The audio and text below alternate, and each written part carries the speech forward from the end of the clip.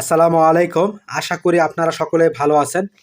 প্রত্যেক দিনের মতো আজকেও আসলাম আলুর আপডেট বাজার আপনাদের মাঝে তুলে ধরার জন্য। তো নতুন ভিডিওতে আপনাদের সকলকে স্বাগতম।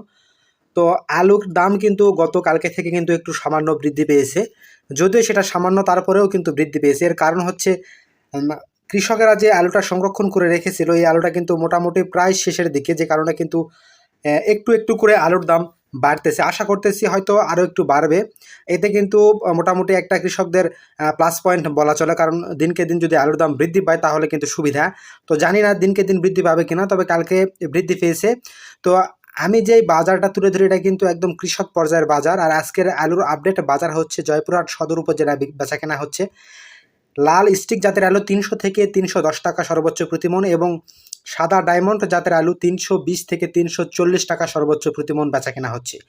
পাশাপাশি দেশি পাগড়ি আলু বিক্রি হচ্ছে 380 থেকে 400 টাকা প্রতিমন, যেটা কিন্তু পাগড়ি আলু কিন্তু গত 2 দিন আগেও বা 3 দিন আগেও কিন্তু 300 থেকে 320 টাকা মন ছিল। তো বুঝতেছেনই তো, মোটামুটি কিন্তু সামান্য হলেও দাম কিন্তু বৃদ্ধি পাচ্ছে। তো এটা কিন্তু ভালো একটা খবর বর্তমানে কৃষকদের জন্য। তো কৃষকদের ঘরের আলু কিন্তু মোটামুটি প্রায় শেষের দিকে, 90 থেকে 92% আলু কিন্তু আমাদের জয়পুরহাট জেলার মধ্যে প্রায় শেষের দিকে, এবং অন্যান্য এলাকাও আমি যতটুকু খোঁজখবর নিয়েছি অন্যান্য এলাকায় কিন্তু প্রায় আলু শেষের দিকে। তো এই কারণে কিন্তু মোটামুটি দাম কিন্তু দিনকে দিন হয়তো বা একটু হলেও বৃদ্ধি পাবে, এটা আশা করতেছি। তবে কতদূর গিয়ে ঠেকে দাম বৃদ্ধি এটা কিন্তু এখন দেখার বিষয়। তো কৃষকদের লস বা লোকসান এবছর যতটুকু হয়েছে এটা কিন্তু বলা খুবই মুশকিল একটা বা কঠিন বিষয়, কারণ প্রত্যেকটা কৃষকই কিন্তু এবছর লস করেছে। প্রতি বিঘায় কারো 20, কারো 25 প্রথমে যারা আলু বিক্রি করেছে। তো বর্তমান যারা আলু বিক্রি করছে তাদের মোটামুটি 30 থেকে 40 হাজার টাকা প্রতি বিঘায় কিন্তু লোকসান হচ্ছে। তো এই হচ্ছে আমার কাছে আজকের আলুর সর্বশেষ আপডেট বাজার জয়পুরহাট সদর উপজেলার। তো আমার চ্যানেলে নতুন হয়ে থাকলে অবশ্যই চ্যানেলটি সাবস্ক্রাইব করবেন। পেজে নতুন হয়ে থাকলে পেজটি ফলো দিবেন। আর আপনারা কি ধরনের ভিডিও আর সামনে পেতে চান আলুর আপডেট, পাশাপাশি সামনে ধানের একটা সিজন আসতেছে, অবশ্যই চেষ্টা করব ধানের আপডেট বাজার আপনাদের মাঝে তুলে ধরার জন্য। পাশাপাশি সামনে কিন্তু একটা কোরবানির সিজন চলে আসতেছে, কোরবানির ঈদ।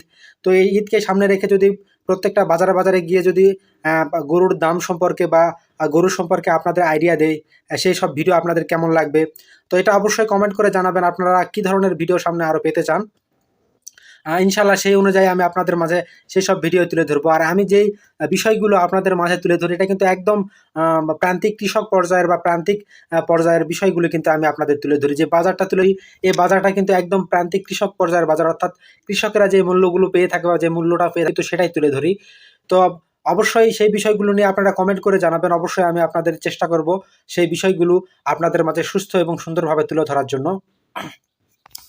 তো সরকারিভাবে যদি আমরা আরও কিছু উদ্যোগ গ্রহণ করতে দেখি বিদেশে আলু রপ্তানির ক্ষেত্রে, কারণ আমরা মোটামুটি একটা হিসেব করেছি যে এবছর কিন্তু চাহিদার বা প্রয়োজনের তুলনায় কিন্তু অনেক বেশি আলু কোল্ড স্টোরেজে রাখা হয়েছে বলে আমার ধারণা। তো এইসব আলু যদি বাইরে রপ্তানি না করা হয় তাহলে কিন্তু আবারও স্টোর যখন খুলবে বা স্টোর শেষের দিকে যখন চলে আসবে তখন কিন্তু আবার আলুর একটা চাপ সৃষ্টি হবে, এবং আবারও কিন্তু সেই বাজারে ধস নামার সম্ভাবনা থেকেই যায়। তো এই জন্য কিন্তু বাইরের আলু রপ্তানির বিকল্প কোনো পদ্ধতি বা বিকল্প রাস্তা কোনো নেই।